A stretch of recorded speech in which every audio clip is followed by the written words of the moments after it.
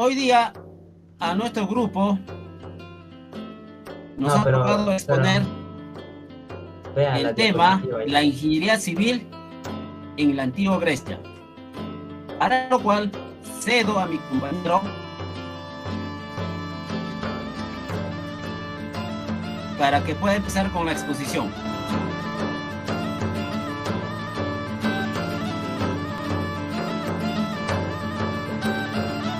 Bueno, buen día, profesor. En esta oportunidad iniciaré con la exposición del capítulo 1 sobre la ingeniería civil o la filosofía de la ingeniería civil en la antigua Grecia.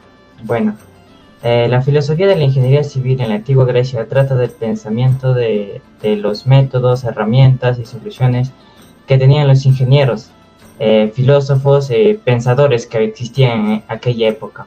La ingeniería de la antigua Grecia se puede decir que es el antecedente de la ingeniería occidental, y por ello es que es muy importante en la historia de la ingeniería civil. Bueno, vamos a empezar con el capítulo 1, que es mi parte, técnicas de construcción, materiales y tecnología.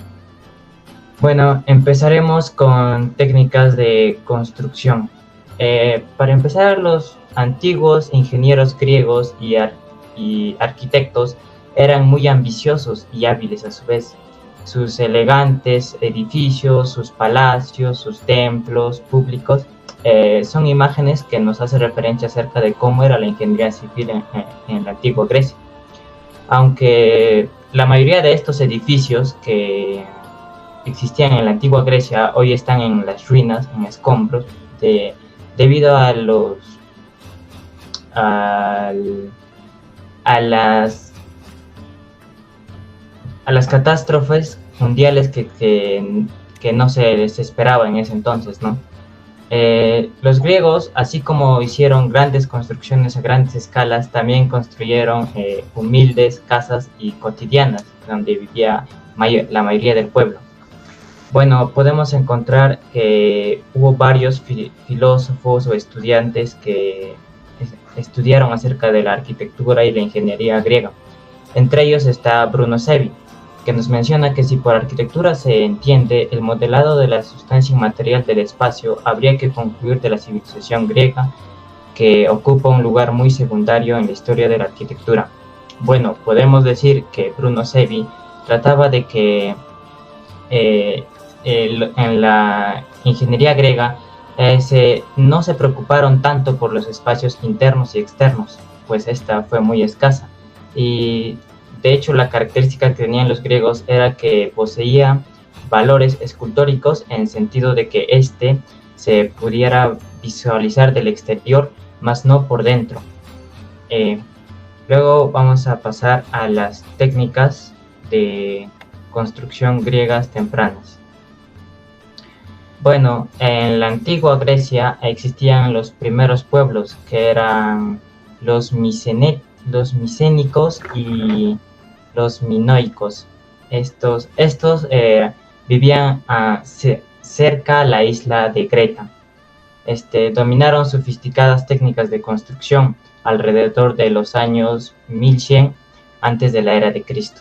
Sin embargo, estas civilizaciones han desaparecido y con ellas sus técnicas.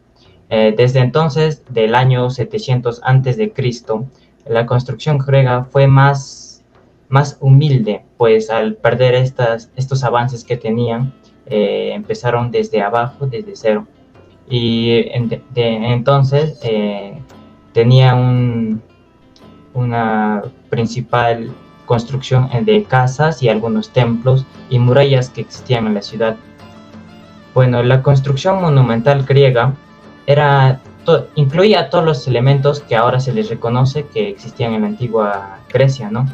O que eran característicos de aquella época, como las columnas, las plataformas de piedra de grandes edificios, los techos puntiagudos, sus mismas paredes, las decoraciones o paneles tallados. Los griegos introdujeron este estilo en el año 600 a.C., habiendo inventado nuevas técnicas y diseños de construcción, así como tomando prestadas de los egipcios, que fue una cultura también muy avanzada en la ingeniería civil, sobre todo en geometría. claro ejemplo están las pirámides de Egipto. Vamos a ir a las técnicas para unir bloques de piedra. Bueno, en la antigüedad temprana los muros eran de arcilla y estaban reforzadas con una capa de ladrillo, sin quemar, tomado con argamasa. La argamasa era una mezcla que se utilizaba en aquella época, lo conocían con ese nombre. También utilizaban las clavijas, que eran varillas delgadas de madera. Esta se utilizaba para poder unir dos bloques de piedra y sobre todo se encontraba en el centro de ambos, tratando a su estilo de que ésta no se note, así fortaleciendo a la arquitectura de aquella época con un diseño muy especial. En la época clásica ya también los muros eran de piedra sin argamasa, es decir, sin mezcla, y los huesos estaban meticulosamente instalados o cuidadosamente puestos con la misma finalidad de que no se noten.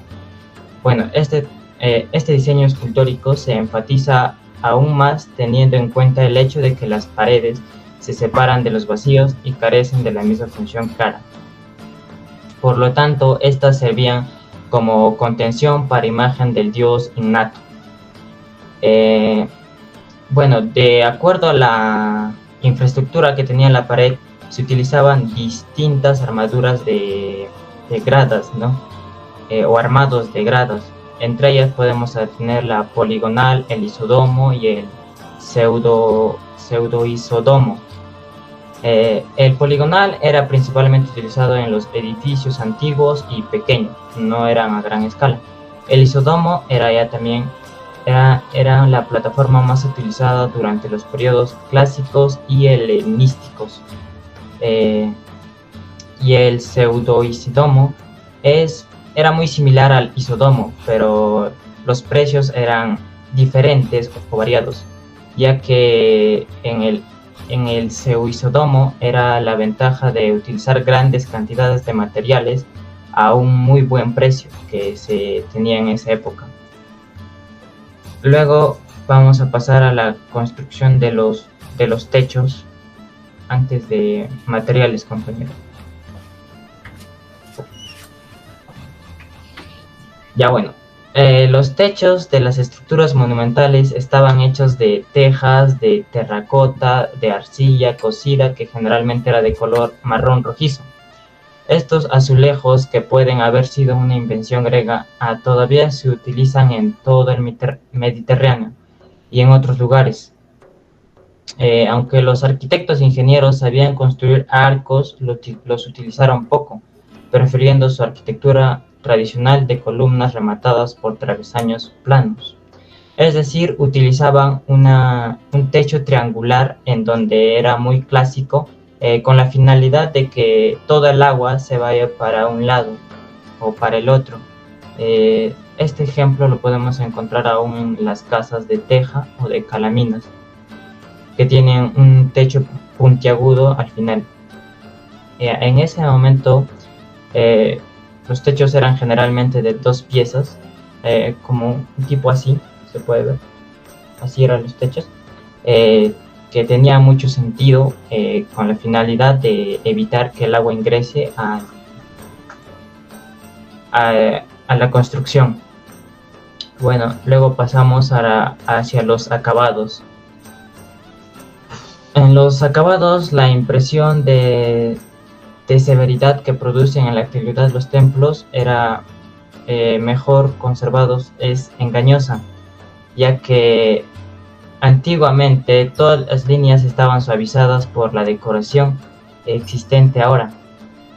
Los programas decorativos no solo se reducían a la estructura figurada de las metopas y frontones, sino que abarcaban una amplia gama de elementos. En primer lugar, usaban la decoración del tejado, cuyo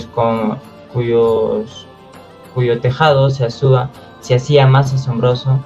Eran las acroteras. Eran grandes esculturas colocadas encima del centro y las esquinas del frontón, con forma de diseños frotales, trípodes, de monstruos, hombres y grupos de figuras. En segundo lugar, existe otro tipo de aspecto que desconcierta aún más al observador moderno. que hace tiempo que se sabe que los templos estaban pintados con colores brillantes y casi chillones. Para los acabados también utilizaban una especie de arcilla, pero más sofisticada y a la vez más barata, lo que hacía que los templos tuvieran ese clara vista de ser más claras y blancas. Luego pasamos hacia los cimientos. Bueno, en los cimientos, los antiguos ingenieros griegos siempre buscaban una tierra firme, una capa lo suficientemente apretada, y cavaron profundamente lo que necesiten. En algunos casos de templos, a excepción de esta regla, los cimientos de tierra se usaban comúnmente, pero en otros edificios se pueden usar cimientos continuos para muros y cimientos separados para columnas. La base del templo era de piedra de menor calidad que el mármol, debido a su elevado precio, escasez y dureza que dificultaban su extracción. Estas piezas se moldean en el hueso sin el uso del mortero y se ensamblan meticulosamente. Y en eso serían los cimientos.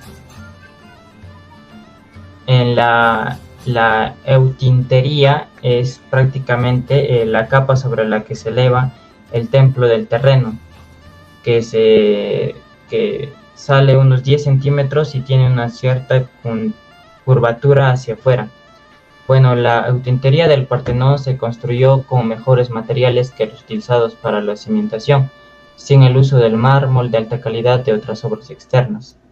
El crepidoma, que prácticamente también viene en la base del Partenón, tiene 3 partes, que son el esterobato, que son las 2 partes inferiores, y una parte superior, que es el estilóbato. Bueno, esta se construyó con grandes losas de piedra en forma de escalera. Luego vamos a pasar a las columnas. Bueno, para las columnas, los antiguos griegos, sobre todo los arquitectos de aquella época, tuvieron 3 estilos muy llamativos, que eran el orden dórico, el jónico y el corintio. Bueno, la columna dórica es la columna más simple y gruesa de los griegos. No hay decoración en la base y hay un simple poste en la pared superior. Las columnas dóricas se estrechan para que la parte inferior sea más ancha que la base, que la superior, es decir, el jónico. La columna jónica es más delgada que la columna dórica y tiene una base en la parte inferior. El capitel superior está adornado con remolinos a ambos lados. Y por último, el orden corintio, que era el más decorativo de los 3 órdenes. El capitel está decorado con voluntas y hojas de acanto. Y bueno, luego vamos a pasar a los materiales que utilizaban en esa época. Los constructores griegos utilizaron materiales que encontraban localmente en su ciudad o en todo su territorio. En muchas áreas el material estándar para las paredes era el adobe, hecho mezclado con arcilla, agua y paja, presionando una mezcla en formas rectangulares de madera y dejándola secar.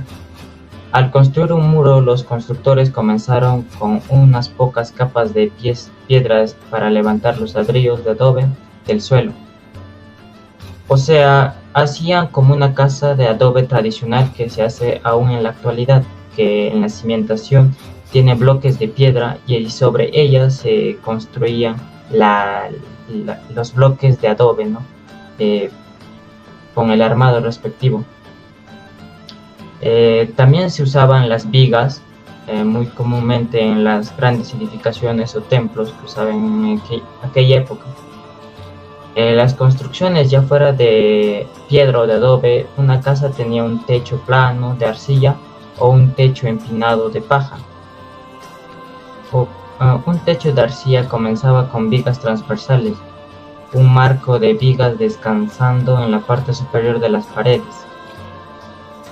Durante el siglo 700 a.C., los griegos construyeron casas, cobertizos, talleres y otras estructuras modernas de mampostería, de adobe y escombros. También una de las principales materiales que utilizaban en la construcción era la piedra, especialmente el mármol. Fue el material principal de la arquitectura monumental. Los griegos se convirtieron en expertos en la construcción con piedra finamente tallada. Los canteros tallaban bloques de diferentes tamaños y formas de las canteras. Eran bloques rectangulares para pavimentar cuadrados, para construir muros y cilindros gruesos que formaban columnas, cuando se apilaban unos sobre otros. Una de las piedras muy usadas eran los perpiaños, que eran piedras que tenían más altura que grosor. Eran como unas piedras más delgadas. Bueno, finalmente voy a pasar hacia las tecnologías que usaban en esta época. Las grúas. Las grúas eran una invención de la antigua Grecia.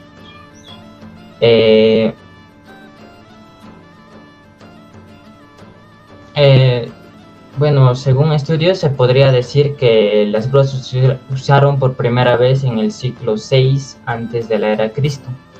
Al observar en varios sitios arqueológicos notaron que había marcas distintas que creaban ranuras y agujeros en algunas de las estructuras de piedra. Supusieron que estas ranuras y agujeros fueron creados por algún tipo de dispositivo de lavación, llegando a la conclusión de que eran prácticamente las grúas. En ese momento usaban principalmente bloques de piedra pesados cuando estaban haciendo templos. En otras palabras, la grúa se inventó porque los antiguos griegos necesitaban una forma más eficiente de construir sus templos y otras estructuras. Diseño de las grúas griegas originales. Hoy en día las grúas tienen un diseño bastante complejo, mucho más complejo que las que se inventaron en la antigüedad. Sin embargo, estos diseños simplemente evolucionaron del original y la mecánica básica sigue siendo la misma. Las primeras grúas se fabrican con cuerdas simples que se usaban para izar las piedras de manera más fácil y eficiente. Con el tiempo, los griegos introdujeron el cabrestante y la polea, lo que hizo que las grúas fueran aún más eficientes. A medida que las grúas se volvían más eficientes, se pudieron levantar cargas mucho más pesadas y mayores. El impacto que tuvo la grúa en aquella época. Antes de la invención de la grúa, los constructores dependían de las rampas para construir sus edificios, aunque esto no funcionaba a medida que la edificación solicitaba el número de bloques de piedras. Aunque las rampas hicieron la vida algo más fácil para levantar las piedras, todavía dependía demasiado de la fuerza humana. En cambio, con la grúa la máquina hace el mayor esfuerzo, lo que convierte que era un invento mucho más eficiente. Luego pasaremos al tornillo de Arquímedes. Para empezar, Arquímedes de Siracusa nació en el siglo III a.C. Le gustaba resolver problemas y fue uno de los inventores más importantes de su tiempo. El rey pidió que Arquímedes construyera el barco más grande posible. Este barco resultó tener fugas, y Arquímedes tuvo que inventar un dispositivo para eliminar el agua, y así diseñó lo que ahora llamamos el tornillo de Arquímedes. Fue muy efectivo porque eliminó el agua y solo requirió una persona para operarla. El tornillo de Arquímedes pronto también se utilizó para transportar agua desde las zonas bajas hasta las acequias. El diseño es tan efectivo que todavía se usa en la actualidad. El tornillo de Arquímedes es una forma de bomba de desplazamiento positivo. Bueno, la modificación del tornillo de Arquímedes. La creación original fue cambiada debido a la constante necesidad para que los antiguos griegos politeístas satisfagan y ordenen los deseos y peticiones de sus dioses. Prácticamente lo modificaron al tornillo de Arquímedes como para realizarse un molino, con él poder hacer vino y aceite de oliva, que lo hacían mucho más fáciles de realizar gracias a este invento de Arquímedes que hoy conocemos.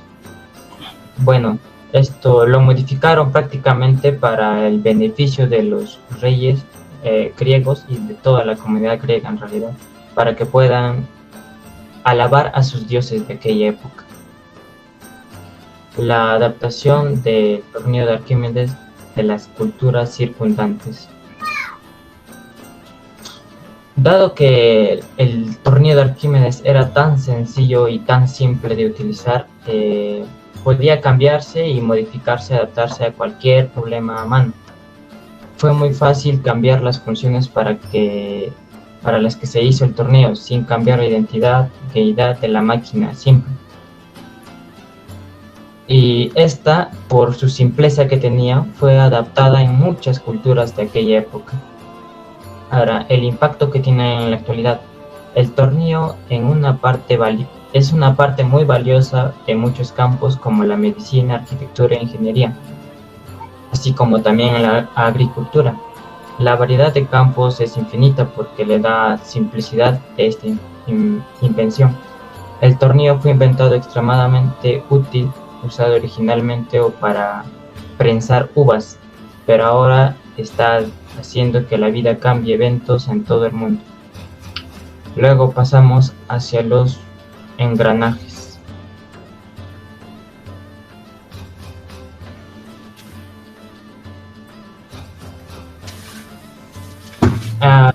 Los engranajes fueron inventados por la mecánica griega de Alejandría en el siglo III a.C. Fueron desarrollados considerablemente por el gran Arquímedes y tuvieron un amplio uso en el mundo romano. Estos engranajes se utilizaron mucho, sobre todo en las grúas donde solicitaba una mayor cantidad de engranajes, que recordemos que las grúas eran muy importantes para la construcción de sus templos, de ahí la importancia de los engranajes. Luego la escalera caracol.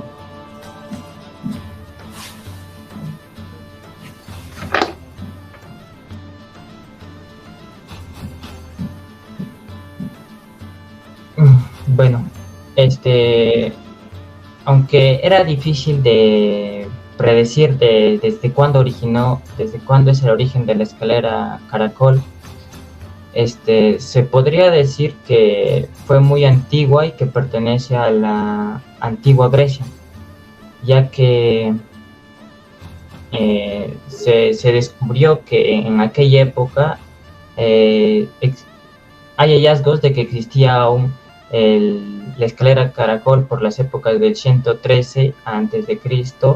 y bueno, pues podría decir que fue muy importante y descubrida en esta época.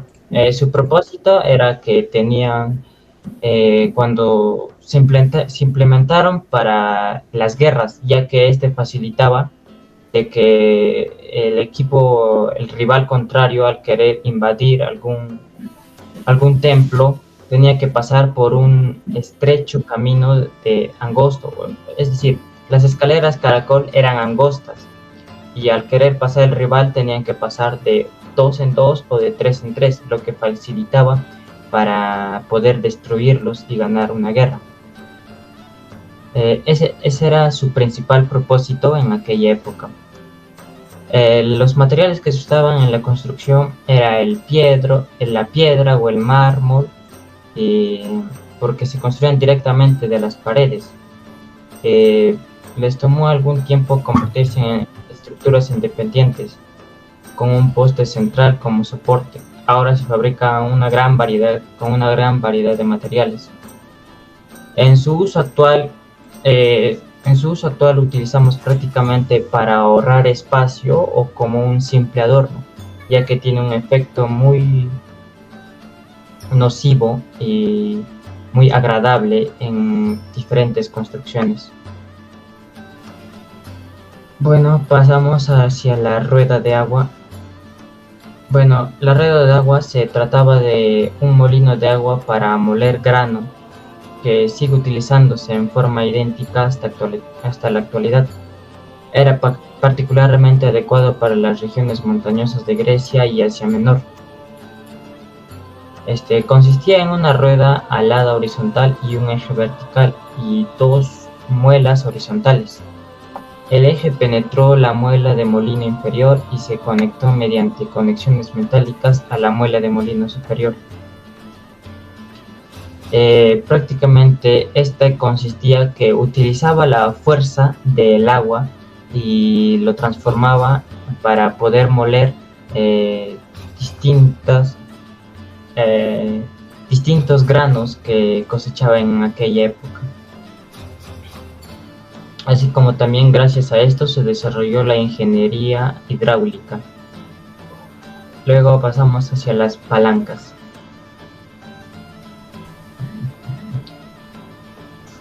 En la antigua Grecia se produjo una buena cantidad de mentes brillantes. Pitágoras el matemático, filósofo Euclides el matemático, filósofo Platón el matemático, el filósofo Leónidas, que es un guerrero, pero incluso entre esta compañía ejemplar, Arquímedes es el que destacó. Arquímedes era el típico erudito genio sin igual, experto en prácticamente cualquier campo que usa los números. Si bien el trabajo de Arquímedes era en la geometría y flotabilidad, también tuvo muchos descubrimientos o reconocimientos en el ámbito de la filosofía. Pero entre la geometría podemos decir que fue una de las más importantes, su ley de la palanca. Arquímedes no fue la primera persona en inventar la palanca, pero sin embargo fue el primero en describir con éxito por qué funciona. Porque una palanca puede abrir y puede una puerta atascada, porque la cerilla puede ayudarlo a levantar cargas. Ser la única persona en el mundo antiguo que se le ocurrió esta explicación no convirtió a Arquímedes en un hombre particularmente humilde.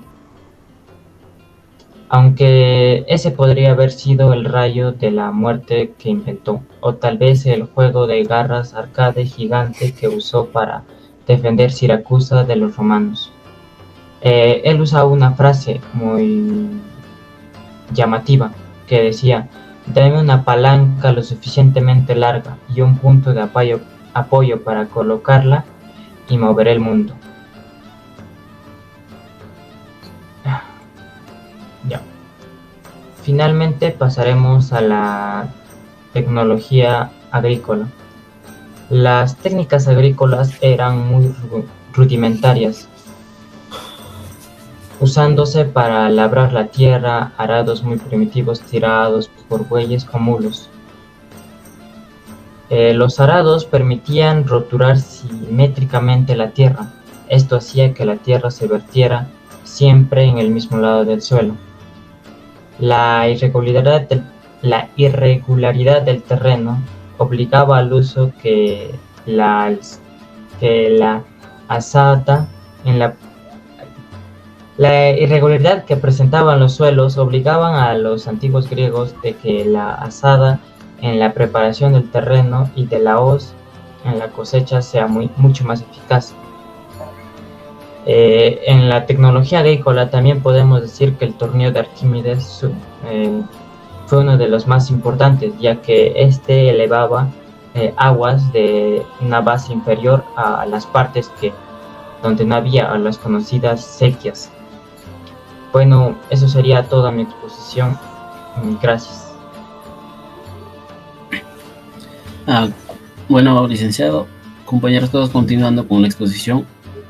A mí me toca hablar en esta oportunidad sobre cómo ha avanzado la ingeniería, cómo ha influido en la sociedad. Para ello, voy a dar inicio con el concepto ¿qué es ingeniería? La ingeniería es la aplicación de la ciencia y la tecnología para resolver problemas de la humanidad. Saben muy bien que gracias a la ciencia y la tecnología podemos resolver muchos problemas, N problemas que podemos tener. Por ejemplo, uno de ellos es, por ejemplo, ¿no? Aplicar la ley, por ejemplo, de Newton, que es fuerza que es igual a masa por aceleración. Pero si la aceleración o la masa es cero, esa fuerza es igual a cero, ¿no? Entonces, todo objeto, una estructura, estaría estable. Continuando con la explicación, los ingenieros usan la imaginación. La ingeniería viene del ingenio, ¿no? Que nosotros usamos la imaginación, hacemos un juicio, usamos nuestro razonamiento para poder, ¿qué aplicamos? Aplicamos las matemáticas, las ciencias físicas, la tecnología y la experiencia práctica. ¿Para qué? Para dar un resultado, para poder diseñar, producir y dar operatividad a los objetos, ¿no? Por ejemplo, ¿no? En este caso sería, ¿no? Por ejemplo, hablando de la hidráulica, gracias al descubrimiento de la hidrostática de Arquímedes, hoy en día damos muchas aplicaciones. Por ejemplo, uno de ellos, gracias a esas leyes, podemos construir presas, hacer saneamiento básico. La ingeniería civil. ¿Qué es? La ingeniería civil es la rama que nosotros estamos estudiando, ¿no? Que de acá a 5 años, la mayoría de nosotros va a ser un profesional y va a ejercer la carrera, ¿no? En la cual, ¿no? Cada uno se va a especializar en diferentes ramas, ¿no? Pero la ingeniería, como dice, tiene su inicio, ¿no? Cómo nace y hasta hoy cómo ha evolucionado y ha dado grandes pasos gigantescos, ¿no? Al inicio se empieza con, no se conocía todavía la ingeniería civil, sino se inicia con la ingeniería militar. Ya que nuestro tema es la ingeniería en la época griega, los primeros ingenieros en esa época, ¿quiénes eran? Eran los arquitectos. ¿Qué hacían los arquitectos? Los arquitectos construían edificaciones, como por ejemplo el Parmenón, ¿no? Que tenemos, ¿no? De la antigua Grecia. Ellos se dedicaron a construir también muros. ¿Para qué construían muros, no? A ellos no les gustó hacer muros, sino era para qué, para proteger a las ciudades, ¿no? De las invasiones, de las guerras. Después de eso también ellos construyeron grandes edificaciones. Después, posteriormente, gracias a la hidráulica, nació ahí la ingeniería militar, ¿no? ¿Con qué? Con lo que es el llevar el agua de un punto hacia otro. ¿Para qué querían llevar el agua? Para la agricultura. Gracias a la agricultura se dio un gran avance, ¿no? En lo que es la ingeniería. Ahí es donde nace la ingeniería militar. Por llevar el agua mediante canales para poder regar la agricultura. Y la ingeniería militar es considerada como la primera disciplina de la ingeniería. Posteriormente, recién nace lo que es la ingeniería civil. ¿Cómo nace la evolución de la ingeniería? El desarrollo de la ingeniería comienza, como les vuelvo a repetir, con la revolución agrícola. Los ingenieros a los inicios, ¿qué hacían? Llevaban el agua por canales. Luego, después de eso, al inicio nace, como lo vuelvo a repetir, con Arquímedes. Él es el gran descubridor de lo que es la hidráulica, o llevar el agua de un punto hacia otro punto para poder así producir más y más, para que posteriormente ese producto ellos lo utilicen y también puedan vender, ¿no? En esa época sé que no existía el dinero, pero ellos lo hacían como con el famoso trueque. Los campos más importantes de la ingeniería que aparecieron fue primero la ingeniería militar, luego la civil, luego mecánica, eléctrica, ingeniería química, industrial, la ingeniería de sistemas, y ahora que se ve lo que es mecatrónica, ¿no? Que es una carrera muy interesante. También voy a tratar cómo fue la ingeniería en la antigua Grecia, que es el tema que estamos tocando, ¿no? La ingeniería en la antigua Grecia se dio gracias a Pericles ordena construir la Acrópolis de Atenas. Ahí es donde los grandes arquitectos comienzan a hacer sus diseños. Por ejemplo, ¿no? Las vigas de mármol del techo estaban reforzados con barras de hierro forjado, siendo tal vez el primer uso conocido de refuerzo. Acá ya utilizaban ya el acero para poder hacer el refuerzo, ¿no?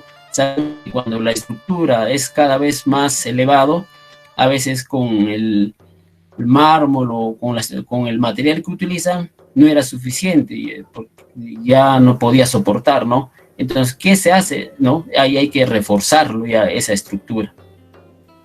Los griegos siguieron a los egipcios en lo que es la distribución del agua y irrigación, que una forma más mejorada, ¿no? Gracias a los egipcios, los griegos desarrollaron bastante lo que es la hidráulica.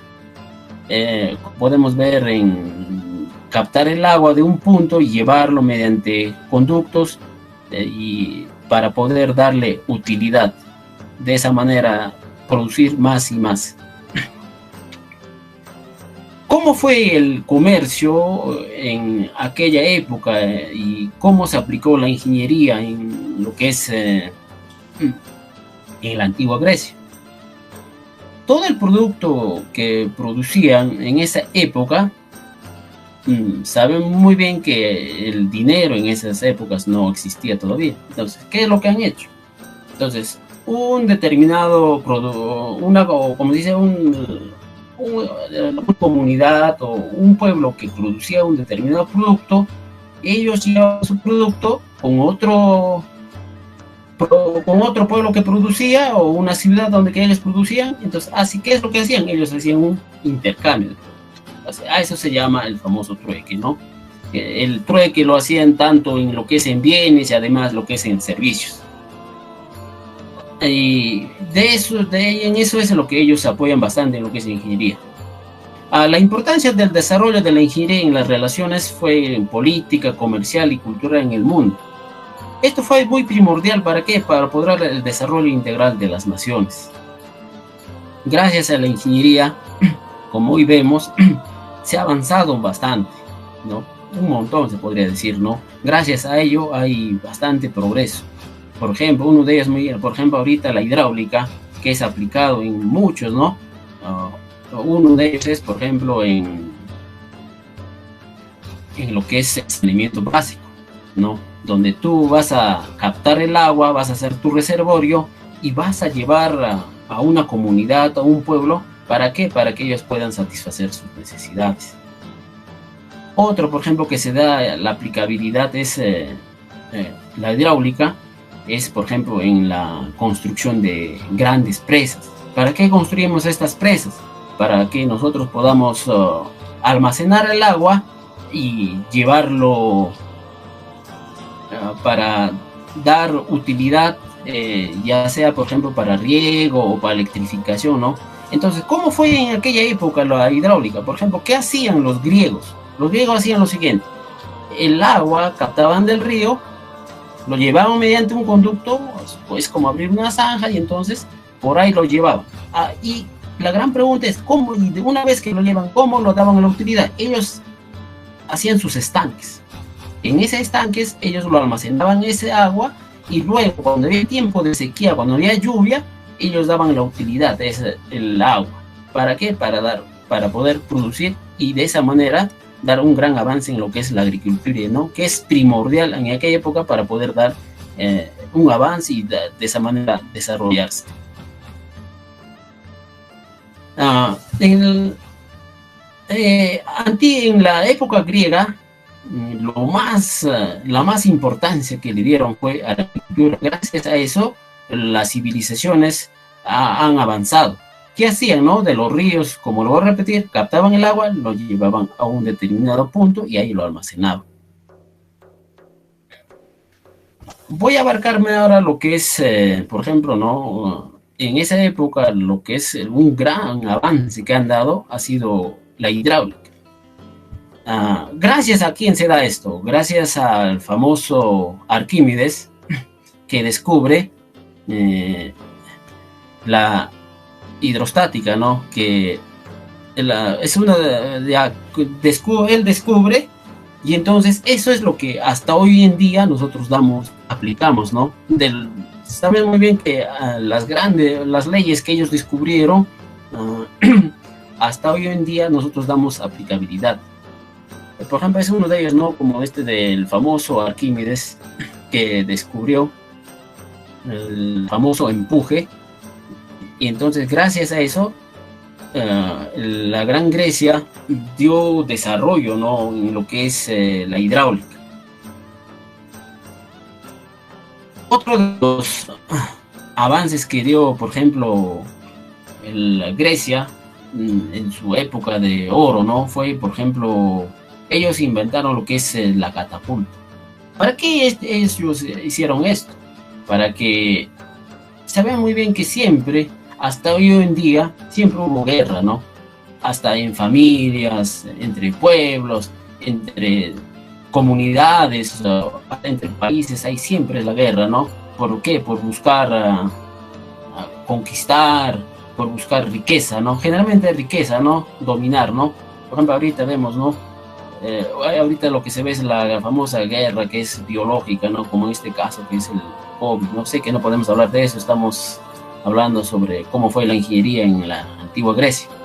Entonces para eso inventaron la catapulta para la guerra, ¿no? Para poder de esa manera luchar contra el contrincante. Bueno, compañeros, esa sería de mi parte. Voy a ceder a mi compañero para que pueda continuar con la exposición. Él va a tratar el tema de los grandes filósofos que existieron en la antigua Grecia.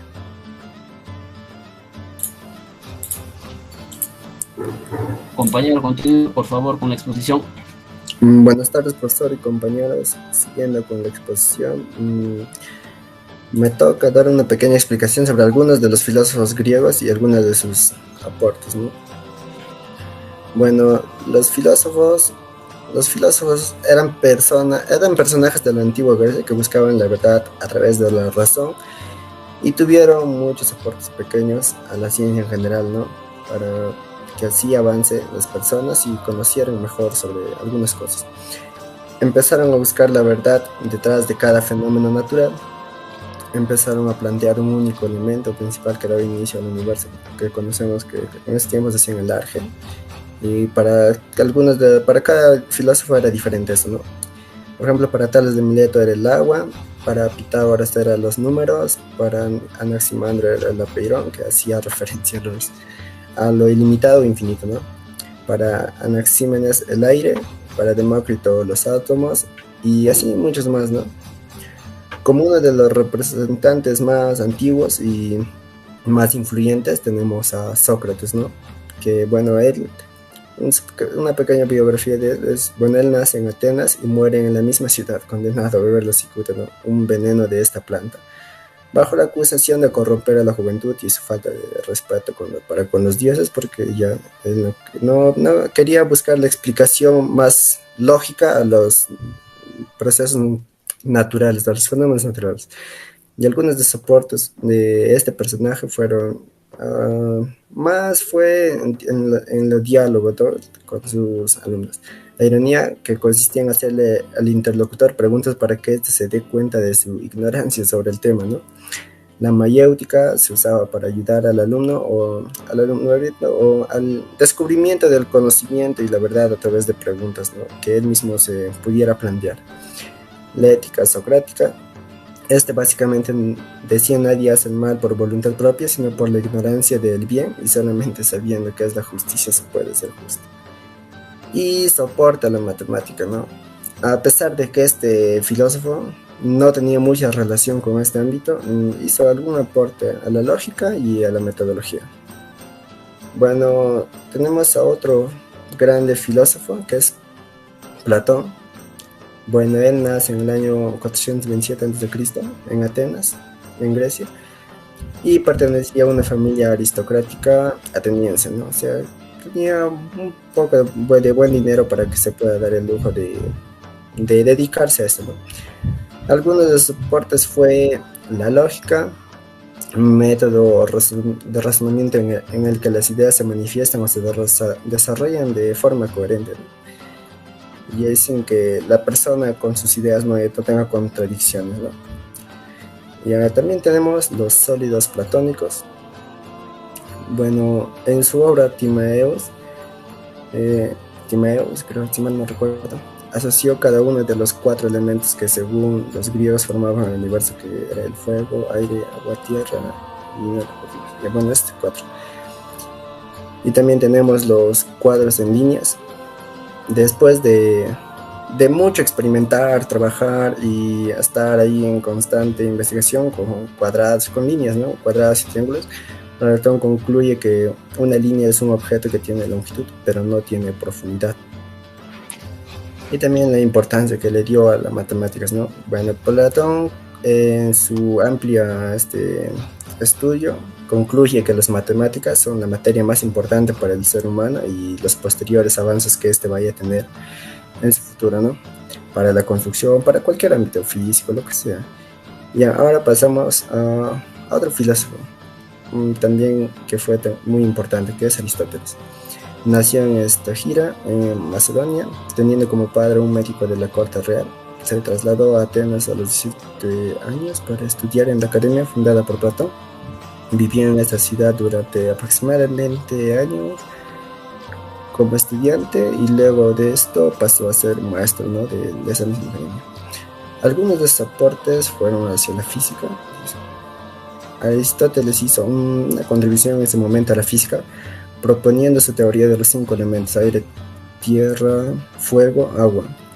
Esta teoría explicaba en su momento los fenómenos que sucedían en aquellos tiempos.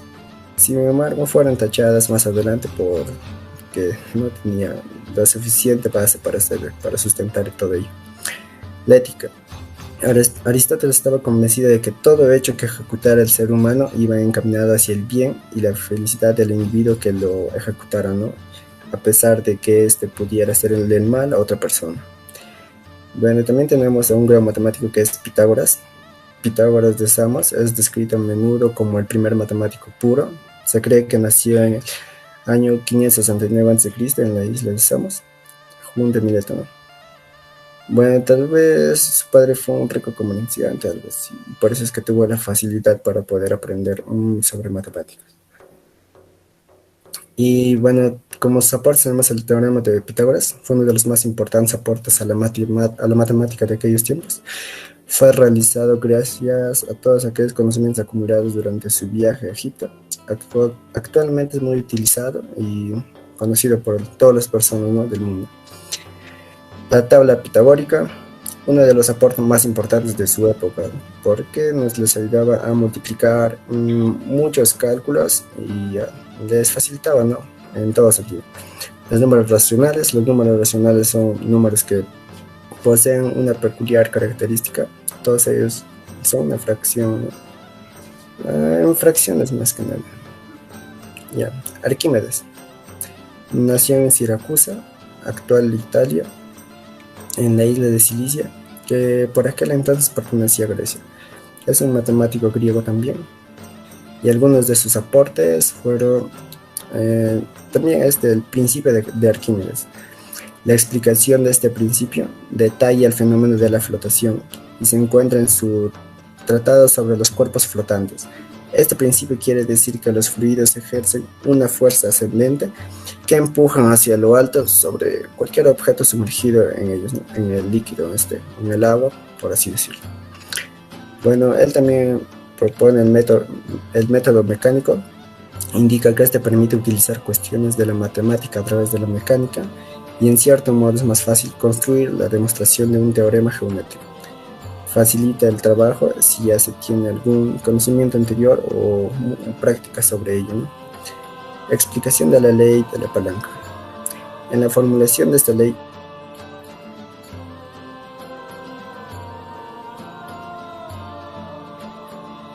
Arquímedes establece dos cuerpos sobre ella, punto de apoyo. La medida del círculo. Para determinar el área de un círculo, Arquímedes empleó un método que consistía en trazar un cuadrado que encajara perfectamente el círculo dentro de exactamente dentro, y a sabiendas de que el área del cuadrado era la sumatoria de sus lados y que el área del círculo era mayor. Comenzó a trabajar en obtener aproximaciones. Esto lo hizo sustituyendo el cuadrado por un polígono de 6 lados, y luego trabajó con un polígono de más complejos, así empezó de 6, 7, así más complejos, para obtener el valor de pi, si mal no recuerdo. Inventos. Algunos de sus inventos fue el odómetro. Este aparato fue construido con base en el principio de una rueda que, cuando gira, activa unos engranajes que le permiten calcular la distancia que este vehículo o esa rueda recorre, ¿no? El tornillo de Arquímedes, que es muy utilizado para realizar el transporte de agua debajo de cualquier fluido encontrado por debajo de la tierra, superficie, de un pendiente usando un cilindro. Este instrumento facilitó el riego de las tierras fértiles ubicado a lo largo del río Nilo en el antiguo Egipto. Bueno, también tenemos otro gran matemático que es Tales de Mileto, que nació en la actual Turquía en los años 624 a.C., matemático y filósofo griego, ¿no? Fundador de de las primeras escuelas filosóficas de la antigua Grecia. Es considerado el primer filósofo por su intento de establecer una explicación racional de los fenómenos de la naturaleza, ¿no? Y algunos de sus aportes fue que él creó el método inductivo, ¿no? Porque reflexionó sobre la necesidad de encontrar una explicación desde lo particular hasta lo general, pues empezó a buscar una explicación racional a cada fenómeno natural y pues partía de lo particular, ¿no? Teorema de Tales también es una ley de la geometría que nos indica que si se traza una línea paralela a cualquier de los lados de un triángulo, tendremos como resultado un triángulo semejante al triángulo original. Bueno, también tenemos el segundo teorema de Tales. Si tenemos un triángulo formado por el diámetro de una circunferencia y dos líneas, se cansa la misma, aquel ángulo que esté frente al diámetro es recto, es decir, mide 90 grados también.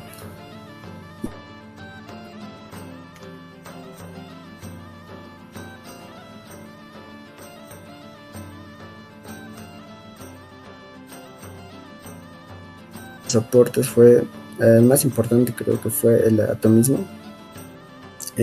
Este pensamiento surgió en respuesta a lo planteado por Parménides, quien afirmó que la materia es inmutable y eterna, y que los cambios que observan nuestros sentidos son errores de percepción de la realidad, ¿no?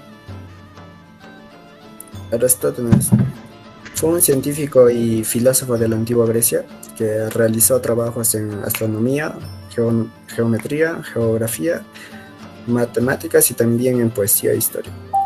Ganó fama por ser el primero en calcular con considerable precisión la circunferencia de la Tierra. Y algunos de los aportes de este filósofo fue a la matemática. Es que creó un algoritmo para encontrar los números primos que se conoce como la criba de Eratóstenes. También encontró la medida de la Tierra. Dedujo que la circunferencia máxima de la Tierra sería también 50 veces mayor que la distancia que separa las dos ciudades, o sea, debía medir 250.000 estadios, lo que da para él un radio de la Tierra una distancia de 39.773 estadios, usando la aproximación de 22 séptimos para pi, y ya por eso entonces sabía que ya lo había calculado, ¿no?, el valor de este. También el movimiento de la Tierra. Realizó cálculos en los que descubrió que en un año había 365 días y cada 4 años había 366 días. Usó como base el movimiento elíptico, es decir, el movimiento del Sol observado por los cambios aparentes del mismo desde la Tierra.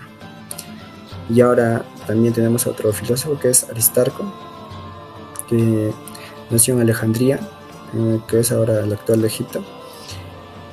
astrónomo griego, pasó la mayor parte de su vida en Alejandría. Calculó que la Tierra se encuentra a unos 18 veces más distancia del Sol que de la Luna.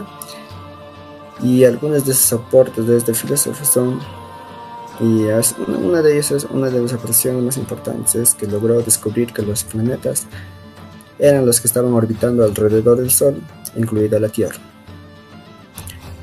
También pudo descubrir que, aunque desde el cielo las estrellas eran de un tamaño muy minúsculo, eran como soles con un tamaño enorme, pero a distancias muy lejanas. Todas estas explicaciones sirvieron de legado de la teoría heliocéntrica aprovechada por Nicolás Copérnico. El centro de la Tierra es el centro de la esfera de la Luna. Esto quiere decir que la órbita que tiene la Luna está alrededor de nuestro planeta. La Tierra no es más que una esfera que gira alrededor del Sol y tiene más de un movimiento. Y también el movimiento de la órbita terrestre alrededor del Sol hace que parezca que los demás planetas retroceden, ¿no? Bueno, estos fueron los griegos que, con sus pequeños aportes a la matemática, física y a la ciencia en general, dieron su grano de arenita, ¿no?, para que dé inicio a la construcción civil de manera más sofisticada y utilizando más cálculos matemáticos. Gracias, profesor. Le doy el paso a mi compañero Nelson.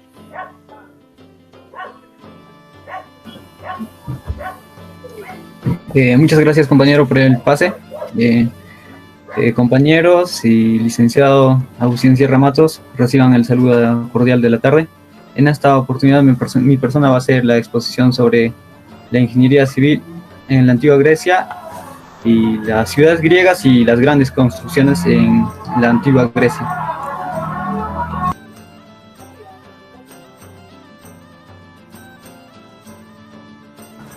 Ya, compañeros, voy a empezar con la exposición. La polis griega. ¿Qué eran las polis? O sea, se le llamaba polis a la comunidad pequeña de la antigua Grecia que tenían su propio gobierno y eran independientes. O sea, en la antigua Grecia había varias polis, múltiples polis, pero cada poli tenía su propio gobierno y eran independientes, ¿no? Ellos nunca estaban tan pendientes, los polis, entre comunidades, nunca estaban juntos, pero se necesitaban cuando había algún enfrentamiento, un atentado, una guerra o algo, ¿no?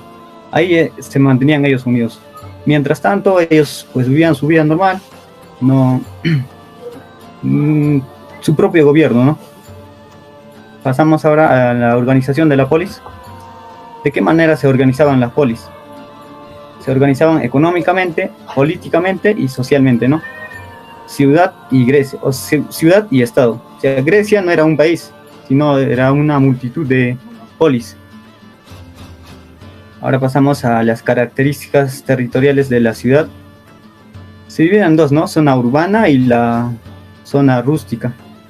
La zona urbana, ¿quiénes lo componían o qué era la zona urbana, no? También se le conoce como Asti. Fue el centro urbano político cultural de la polis. Y esta parte se ubica la mayor parte de los edificios y también se desarrollaba la vida política y ciudadana. O sea, en la zona urbana es como la ciudad, ¿no? La mayor parte de las personas siempre acudían a esta zona urbana. Incluso las polis de campos querían venir a la zona urbana porque se podía conseguir muchas cosas o se podía desarrollar muchas actividades, ya que concurrían muchas personas también, ¿no? Ya que era una ciudad. Ahora pasamos a la zona rústica. ¿Qué era la zona rústica? Se le conoce también como Jora. Aquí la gran mayoría de las personas se dedicaban a la agricultura y la ganadería. Pero ellos, los de la zona rústica, no estaban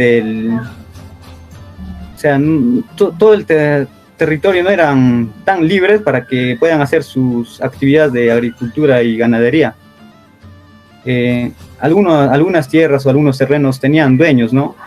Eran pues prácticamente de la aristocracia, ¿no? De las personas que tenían poder, ¿no? Algunos terrenos. Ahora pasamos a las grandes construcciones en la antigua Grecia.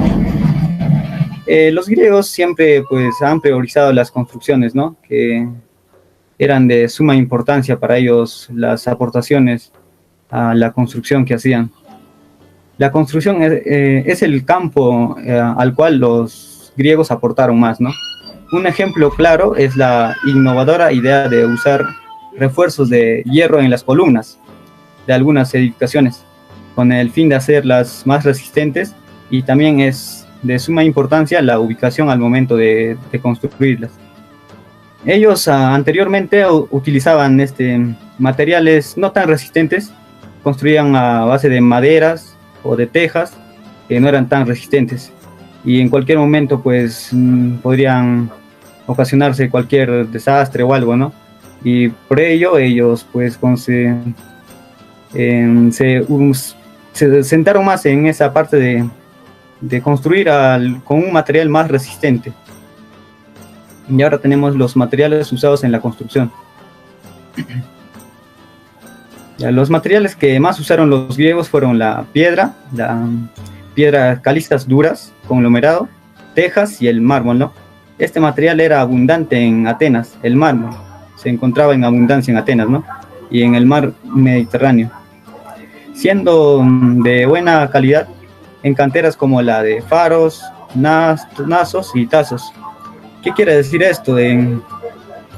Cuando al momento de construir las columnas, las vigas o el techo eran construidas de mármol, pero no, era un material más resistente. Un momento, compañero.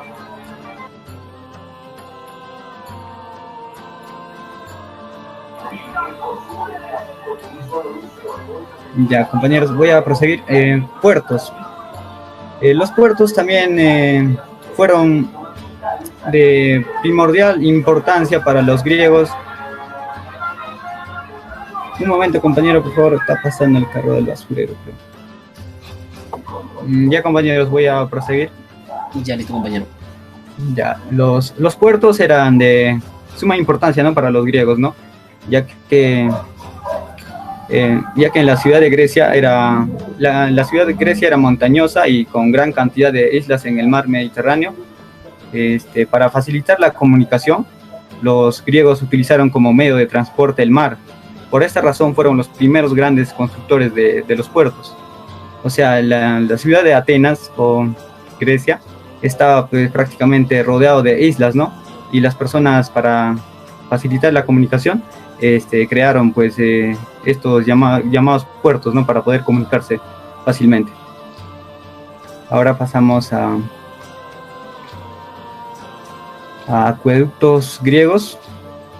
Claro, esto es un túnel de Samos. O sea, esta obra es de primordial importancia para los griegos. Es como una obra de arte, ¿no? El túnel de Samos es una de las obras más grandes de la antigua Grecia. El túnel de 1 kilómetro de longitud y una sección cuadrada de 1,7 metros, que atraviesa una colina de 275 metros, ¿no? La excavación se realizó a través de piedra caliza y su uso de se usó también algunas herramientas manuales. El estudio topográfico se desconoce. Ellos no tuvieron el estudio del suelo topográfico para construir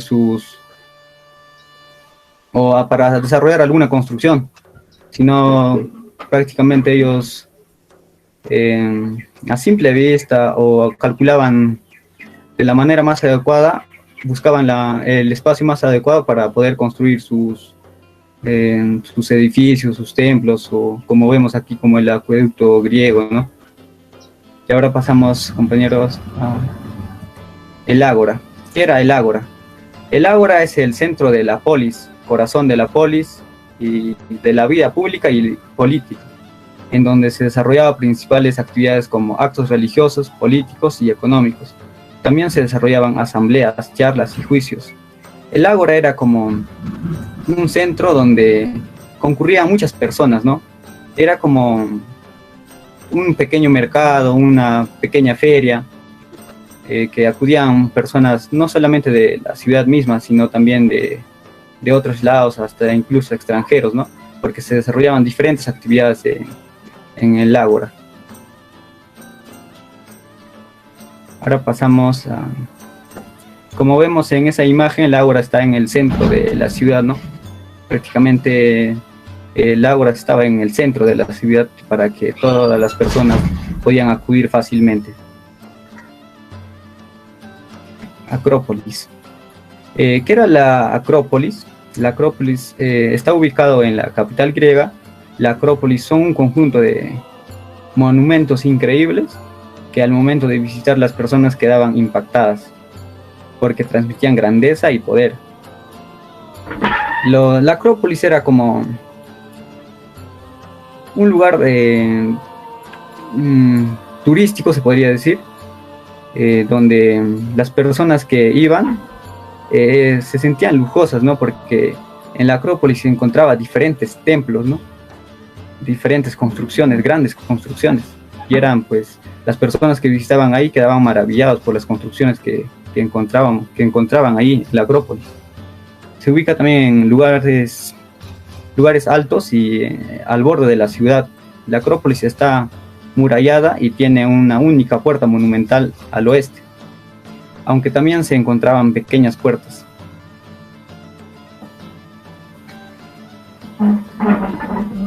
Como vemos en esa imagen, la Acrópolis está en la parte más alta de la ciudad. La Acrópolis también desde la Acrópolis también se podría visualizar casi toda la ciudad, ¿no? Era la Acrópolis una construcción bastante ingeniosa para todos los pobladores de ese lugar. Los templos. Los templos están en la Acrópolis también. En la Acrópolis están la mayoría de las construcciones, las grandes construcciones, que eran los templos. El templo primitivo de los siglos en los siglos 7 y 6 a.C. Es de ladrillo y de madera, como el templo de Apolo en Corinto, que aproximadamente serían construidos de piedra caliza y mármol. La mayor parte de los edificios estaban hechos de caliza o toba calcárea, que Grecia tiene en abundancia, que se cortaban en grandes bloques y se preparaban.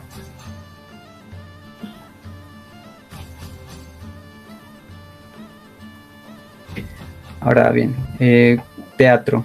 El teatro también es una gran construcción de los griegos, un aporte ingeniosa a la arquitectura. Antes el teatro ya se construía, ya tenían idea de cómo construir un teatro. Pero ¿qué pasaba con los teatros que ya habían construido antes? Estos teatros anteriormente construidos en el siglo 7 o 6 antes de Cristo, estaban construidos de madera. ¿Qué pasaba con este teatro? Cuando hacían alguna actividad, porque en el teatro hacían diferentes actividades, ¿no? Fácilmente se podría, cuando concurrían muchas personas, la capacidad para todas las personas no era suficiente en este teatro. Entonces podría ocurrir accidentes o hasta incluso incendios, ¿no? Y hubo también incendios en los anteriores teatros.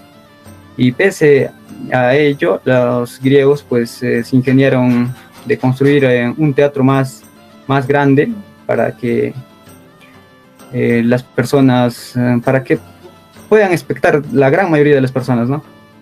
Entonces ellos pues construyeron de un material más resistente.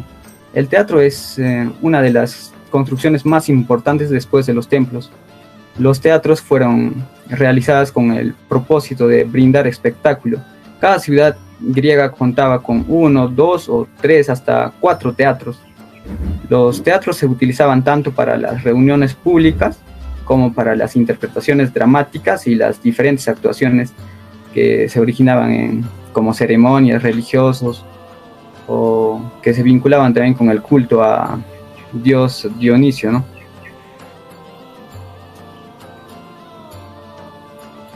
Como podemos ver ahí en la imagen, el teatro griego pues tenía una forma semicircular, ¿no? Y una elevada gradera para que las personas puedan espectar de una manera adecuada.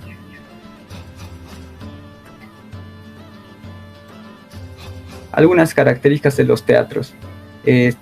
Conseguían teatros que puedan abarcar una capacidad de 15.000 espectadores. A estos graderíos semicirculares se le consideraban o lo llamaban coilán y cavea. Tenían el suelo de tierra, las grandes se ubicaban en un círculo central llamado orquesta. Allí se ubicaban los músicos, se bailaban y personas que relataban la acción de alguna obra, diferentes actividades que se desarrollaban en los teatros, ¿no? Ahora pasamos con las murallas. Los griegos solían defender sus ciudades con murallas, de las cuales las más antiguas dieron lugar a los recintos fortificados que llamamos acrópolis. Las murallas principalmente aparecen en el siglo VI a.C., algo que demoró en hacerse presente frente a diferentes construcciones, ya que algunos pobladores buscaban refugio en acrópolis o en otro lugar más seguro frente a casos de peligro. Podemos decir también que las fortificaciones eran costosas en Grecia, que muchos ciudadanos no podían acceder. Las murallas se construían para frenar cualquier peligro que ocurriese, ya sea una guerra, un enfrentamiento o algo, ¿no? Ahora pasamos ahí, como pueden observar, estas son las construcciones de las murallas para proteger, ¿no? Para proteger su ciudad de cualquier atentado que pueda ocurrir. El Partenón. El Partenón es el templo más importante de la Acrópolis. Fue construido entre 447 y 438 a.C. Este proyecto se realizó también como el gran proyecto de Pericles para reemplazar un templo destruido en 480 a.C. por los persas. Partenón fue creado con los arquitectos Calícrates. Fue un trabajo en equipo. Partenón es un doble templo dórico con varias características arquitectónicas, ¿no? Únicas e innovadoras. Este templo pues se divide en pronova, cela o opistedomo, separada en un extremo oeste también de una habitación y rodeada por un perón con 8 columnas y en cada lado, y 17 columnas en los largos. O sea, tenían 8 columnas de largo, mejor dicho de ancho, 8 columnas de ancho y 17 columnas de largo. Se puede visualizar en su interior un enfoque innovador combinando elementos nuevos y antiguos.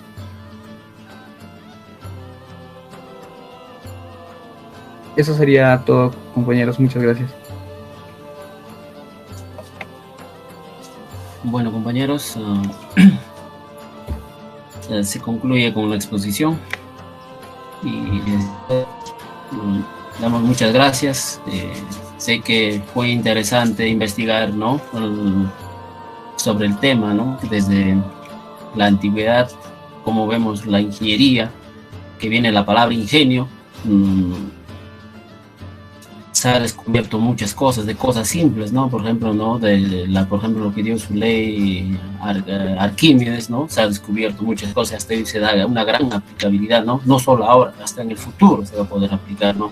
Otro de los grandes avances de la ciencia y la tecnología que he visto es, por ejemplo, ¿no?, ahora estamos ahorita nosotros viviéndolo, ¿no?, que tal vez antes no lo han vivido, es, por ejemplo, las telecomunicaciones, que hoy en día nosotros, por ejemplo, podemos realizar nuestras clases virtualmente, que anteriormente no se pudo, no tenía que ser presencial. Yo sé que en un futuro no muy lejano, ¿no?, que ya las clases ya no van a ser presenciales, sino va a ser virtual. Inclusive el avance de la medicina, ya un médico ya no es necesario que venga a operar a Huancavelica o de Huancavelica irse a Lima, sino ya lo van a realizar ya con las telecomunicaciones que se está dando, que se está viendo. Otro avance que se está viendo también es, por ejemplo, la teletransportación, ¿no? Que antes se habló en películas, no todavía, pero hoy en día ya se dio un gran avance. También en la ingeniería civil, ¿no? Se da muchos avances, ¿no? Por ejemplo, la hidráulica, ¿cómo se llama? Lo que es las carreteras, en todo, gracias a la ingeniería, se está dando un gran avance. Bueno, compañeros, sé que fue interesante investigar y estaríamos concluyendo con esto con respecto a la exposición. Doy muchas gracias una vez más al licenciado y gracias, compañeros, y gracias también, licenciado.